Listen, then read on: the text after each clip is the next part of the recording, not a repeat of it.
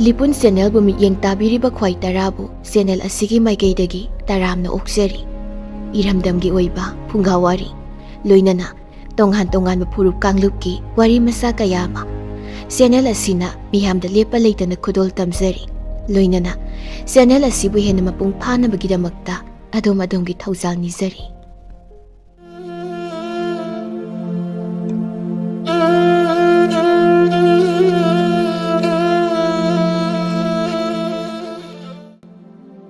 mayamda khudol tamjari phungawari babugi kaungamlaroidaba usop chaklen thaina mamangaida khul amada suba nomba yamna kanba lairaba mani kauba nupa ama leirami mahakna yamna wana yum panba ngamnanaba hotnajarami aina ngasi wana suduna phangjariba sentham basidi subnatagi lupa yankhai khaktaniko ngasigidi sorok sembagi thabak asi loire hayengidi karisu thabak suningai leite aduna sel thoknaba lambi su leitre hayengdi saharda chattuna thabak kharada oirabasu phangbra haibadu hekta yenglurage asi haiduna manina machinda murum solami mathangi ayukta manina chak tengkot ama phina yomsillaga mayumdagi khongsan laklami asumna lakpana numit yungba matam adu nungsa yakna sarami madudagidi mahak khongnang khong amada ngaihak pothaduna leige haina khalami khongnang makha aduda nungsina liri silakpada mani yamna nungaina tumthakre manina di khangdaba amana khongnang pambi adu butsingi leifam oirami manina tumdringaida mahakki chakyom adu khongnang adugi usa amada yansinduna thamlami butsingduna hainaraki itausa tamba nupa ama khongnang khongsida kayada ningaidana tumduna leiribase yengune aduga chakyom oira maline khongnang asigi usa amada yalaga su leire itausing aikoina numit khudingi chariba khongnangi amitra asidagidi masida usada yaliba chak asina hena mahau leigadaba mali matam aduda but amana amuk hairak-lami adudi itaw masigi chakyomse aikhoi hekta chathoklasi mana phanba mamit yamna laugba but amana amuk hairak-lami itaw but kok chauna hairibase yai hekta chathoklasi madudagidi makhoina chakyom aduda yauriba chak mathel lukoi sing adu loina chathoklami mathel lukoi sing adu chana makhoi masen hainarami itausa aikoina ngahan khai charakliba sing asidagi masigi chak ensang asina khwaidagi hena mahau leiriba onthoknabu hau khreda saita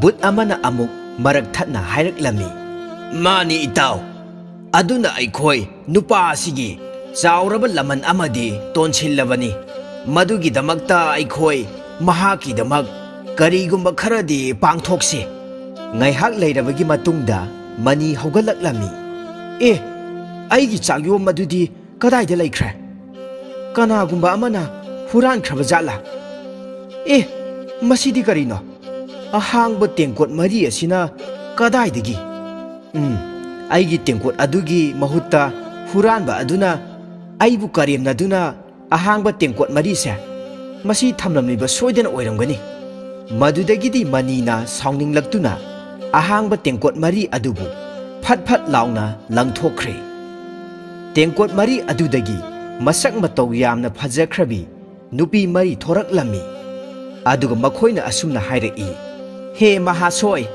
nahaki chakyom ado khongnang asida leiriba butsingna loina chathokhrabani nahaki chakyom adugi mamal oina mitrangi tengkot mari ase nafamda pirabani nahakna tengkot sing asida tang launa phurabadi nahakna yamna pamna chajaningba posak ngakta pigani asi hairaga nupi sing adu mangkhirami asumna wahai sing adugi matung inna manina tengkot sing aduda tang yairami Madudagi ahauba chana thaknaba mayam ama thoraklami.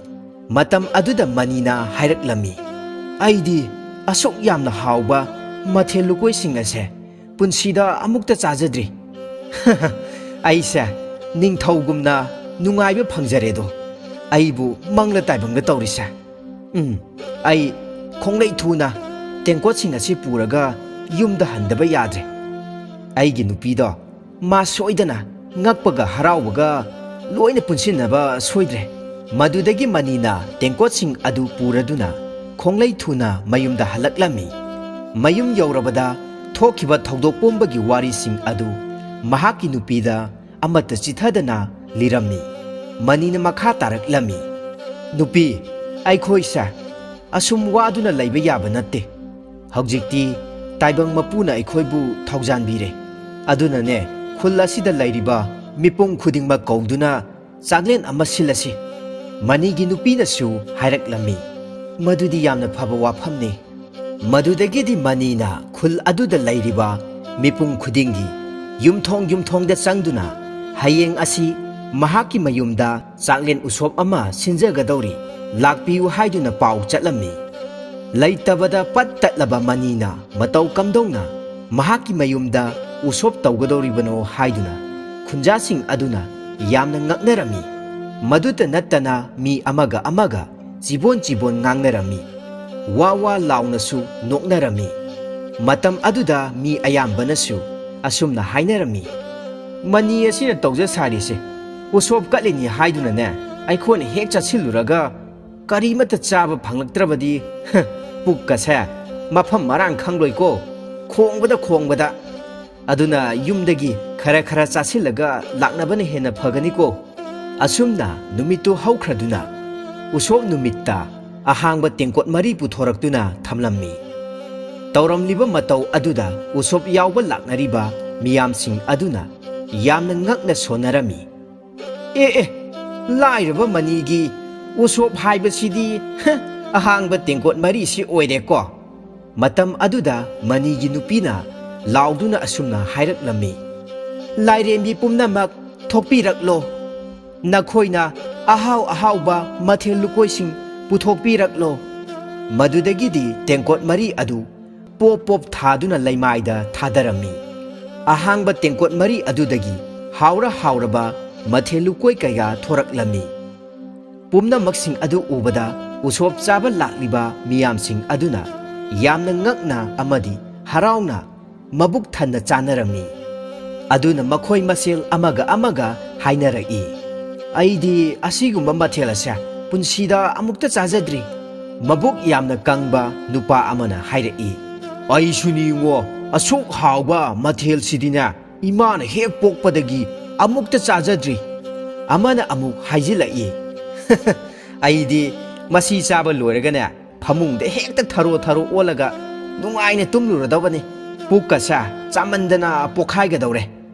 Manina sillangiba usop adubu yawba lakhiba miyamsing aduna yamna hauna chanakhi haibadu laibak sinba thungna yamna thuna pau mathang sandoknaramkhi. Pau adu khul aduda leiba khwaidigi inakaira khunba babugi manakong yawrami. Matam aduda babuna hairami. Mitrangi tengkot sing adu matau kamdongna yamna lairakraba manina phanglibano. Madu ai khangnaba hotnaba tai. Madudagidi babu manigi mayumda thuna laklammi. Babu busu manina hauraba mathelukoi kaya pijarami. Babu na manida hanglaklammi. Ibungo mani nahakna matau kamdongna asuk matik mayai chenba mitrangi tengkot singasi kadaidagi kamdongna phanglakibano. Madugi wafamdo aingondasu amukta hayudo. Manina yamna nolokna hairaklammi. Tada sumdawbani nongma aina arapa saharda thabak thiruge haiduna chatpada asum mamang pangna chatlaga chauraba khongnang ama masa mareng phanna lamhangda hogduna lairamgani. Hairiba khongnang khong aduda aise ngaihak pothai.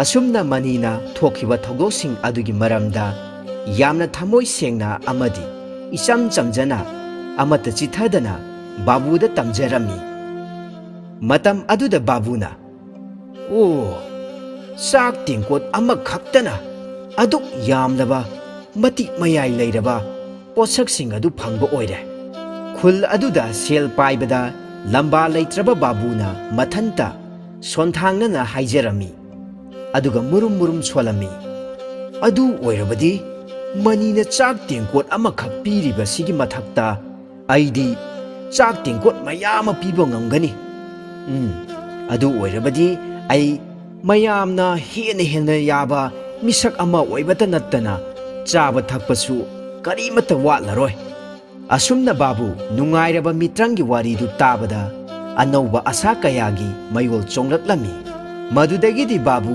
मचिंदे इसै nganglगा महाक मयुमदा हनखिरमी मथंगी नुमित्ता बाबूना मनीना हाइबा खोंगांग अदु तमना हावरबा अचा अथक कया पुदुना चटलमी मनीना करीसु लैत्रबा चाकयुम अमना मित्रंगी तेंकोट फंगबा ngamलगा आइना पुरिबा हावरबा अचा अथक कया सिंगसिनदी करीगी फंगबा ngamलोय मंगोंदगीबु हेना फंगबा ngamगनीदा लंबीदा चटना बाबूना मथंता हाइजरमी मयुमदगी खोंसांद्रिङैदा महाकना महाकी मनाइसिंगदा पोरम पुंबा यातलम्मी नखोइने होरेन नुमिदांग वाइरम बुटना पिरक्पा पोचै कयासिंग अदु लौबा लाउ आइने मफम अदुदा तुम्बा साजिन्नरगा नुंगाइने पोथादुना लेरमगे नखोइ आइना हाइरिबसी काउबा यादेको हेक काउरबदा आइगी खुचाबी लिचै मरुदु मधु खंगु मनाई अमना खुमलक्लामी होय होय मपु इबुंगो ननाई अखोय करीमता काउजरोय सोइदना लाक्चगे असुमना बाबूना खोंगांग पांबी अदुदा यौरदुना महाकना पुरक्पा अचा अथकसिंग अदु मफम अमदा थमलम्मी यारे सी ओइरदी अदुदी आई हौजिक खोंगांग मखोंग असिदा हेक्ता तुमसिनदुना लैरगे बुतसिंग अदुना करी करी तौबगे हाइबदो आई लोना खांदोक्लगे असी हाइदुना तुमसिनबा सारंबदगी लमसांग लाकपदा वारदुना बाबूदु अदुमंग नुंगाइना तुमथखिरमी महाकना हौगलक्पा मतमदा करी तौख्रबनो हाइबा करीमता खंगौद्रे इपा पाखना मसा मतोमता हाइदोकचखिरमी अस ओन्थोकबा लाइबक हाइबदुनी ऐसे बुतसिंग अदुना करी करी तौख्रबगे हाइबा अमत्तसु खंगौद्रे असुमना तरंग अमदा लैरिङैदा महाकना पुरक्पा अचा अथकसिंग अदु अमत्ता लैबा उरमदे अदुबु महाकी चोइजाइनरबा वाखल अमदी थमोयु फाथरबदा महाकी ममांगदा मानबा पोतसिंग लैबा अदु उरम्मी महाकना मबुंगनिंग इसंग चंगदना खंगौदना हाइदोखि ए मफम मसिदा मओंग मरिल नाइदबा तेंकोट मरी लैरेना मदुदगिदी बाबूना तेंकोटसिंग अदु लौखटलगा आई इनाइसिंगदो अमत्ता लाक्तेबसे फारे मखोइसिंग लाक्त्रबसु तेंकोटसिंग असिदी फंगलेदना मदुदगिदी बाबू मयुमदा थुनमक हनखिरमी मथंगी अयुक्ता बाबूना मनाई कया थादुना खुल अदुदा लैरिबा मिपुंग खुदिंगमकपु उसोप अमा कटकदौरी चाकलेन फंगबिनबा लाक्पियु हाइदुना पाउजेल चटहलमी बाबूना असुमना हाइरमी अइगी सिंजरिबा उसोप असिदी मनीदगी हेना हाउगनी अदुगा अइगी मिंचत्सु हेना हेंगतलगनीको उसोप नुमित अदुदा अतिथि सिंग अदुना हाइनरमी मनीना यामना हाउना पिजबा ngamlaga करीगी बाबूदी अदुदगी हेना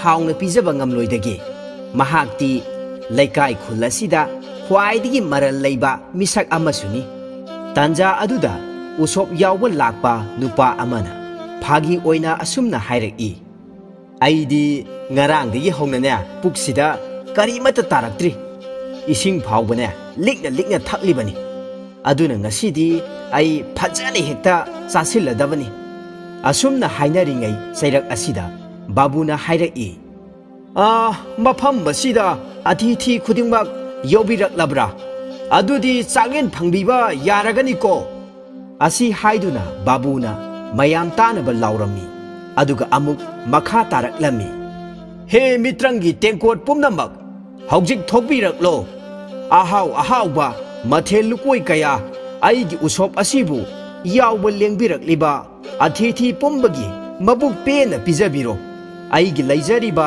थाक असिगा चानना पंगनोप नोपतना थौगल तौबिरो अदुगा अमुक अतिथि सिंग अदुदा ओनसिंदुना अमुकसु हाइरकलमी लेंबिरकलिबा पुमनमक आईना वासक्तुना हारिबसिनी ngasi aina sinjariba wasop asigi saklen asi punsigi kaungamlaroidabani wahai sing asi haina babuna tengkot sing adu pop phuduna leibakta thadarami thadaba matam adudadi sana thaknaba pochai amatadi thoklamde madugi mahutta samkoi kaknaba pochak sing oina thoraklami miyamna yamna ngakliba amana wang chauraba masama u pharaba nupa manga खंगौदना थोरकलमी मखोइना असुमना हाइरकी आइखोइदि नापेटनी आइखोइबु कौबा मियोइसिंग अदु लोइनमक मरु कोक्तबा यादे मदुदा अतिथि पुमनमकना हाइजरमी आइखोइबु लु कोकपिगनो आइखोइबु उसोपिजगनी हाइना कौबिरगा लु कोकलगा युमदा हनबा तारब्रा आइदि सक्नगा मरोल अमा ओ मतम अदुदा नुपा अमना अमुक हंगलकलमी ही अकनबा महासोय नखोइना लु कोकनी हारिबसे आइखोइ नुपा खक्ता नत्ते ngasiगी उसोप असिदा यावबा लाक्लिबसे नुपी कयामसु यावरि मखोइदि कमदौबा नापेट अमना अमुक हाइरकलमी नुपा नुपीगी वा करिसु थोइदोक्ते आइखोइगिदि तौबम थोकपा इथौनी अदुना नुपा नुपी खाक्तना लु लोइना कोकनी मदुदगी अतिथि सिंग अदु अंगकपा थौदोक अदुदा अकी तुजुंगा फाउनरमी मखोइना कांगाउनरदुना मफम अमदगी मफम अमदा कोइचेन चेनरमी अदुबु मखोइ पाम्बै लेरमदे इना कैरा खुनबा बाबुगी उना सांगना कोइसिनदुना सारिबा युमगी अकोइबा अमदी चथोक चसिन तौनरिबा चाउरबा थोंगाल अदु नापेट मयामदुगी मरक्तगी अमना थिंजिन खिरमी मयाम पुमनमकना बाबुगी ममांगदा तौरिबा साजतसिंग अदु तुकचै हाइदुना लाउनरमी मनी नदी अखोइबु हावरा हावरबा चाक इन्सांग पिजरगा बाबूदी अखोइबु करेम कथाइनदुना तौरिबसी करिनो अखोइबु थवै उसितना इकाइबा पिबा असि हाइदुना अतिथि सिंग अदुना लाउनरमी अकनबा मथौना मरिंगजेल पुथोक्तुना नापेट सिंग अदुना अतिथि सिंग अदुबु फारगा मरु सिटनाना कोकथोक्लमी असुमना चारांग नरिङै असिदा अंगकपा अमसु अमुक थोरकलमी मित्रंगी टेंकोट सिंगना मतेंग ओइदुना मियामबु चाकलेन पिजखिबा मनीदी मरु करिसु कोकलमदे मरु कोकना लैरिबा मरकसिंग अदुदगी अतिथि अमना मनी तानबा लाउदुना असुमना हाइरकलमी मनी नहाकी उसोकी चाकलेन अदो यामना हाउखिबनिदा मदुगी महाउदो कावु ngamdabagumna ngasi babuna katliba usoki चाकलेन असिसु पुनसिगी ओइना काउंगमलरोय असुमना बाबूना काउंगमलरोइदबा उसोप अमा कत्तुना मियाम पुमनमक्सिंग अदु नुपा नुपी खाक्तना मरु सिटनाना कोक्तुना मयुमदा हलनखिरमी हाइरिबा थौदोक अदुना मरम ओइरगा बाबूसु लैकाई खुल अदुदा महाकी मियोय अमत्ता लैखिदे।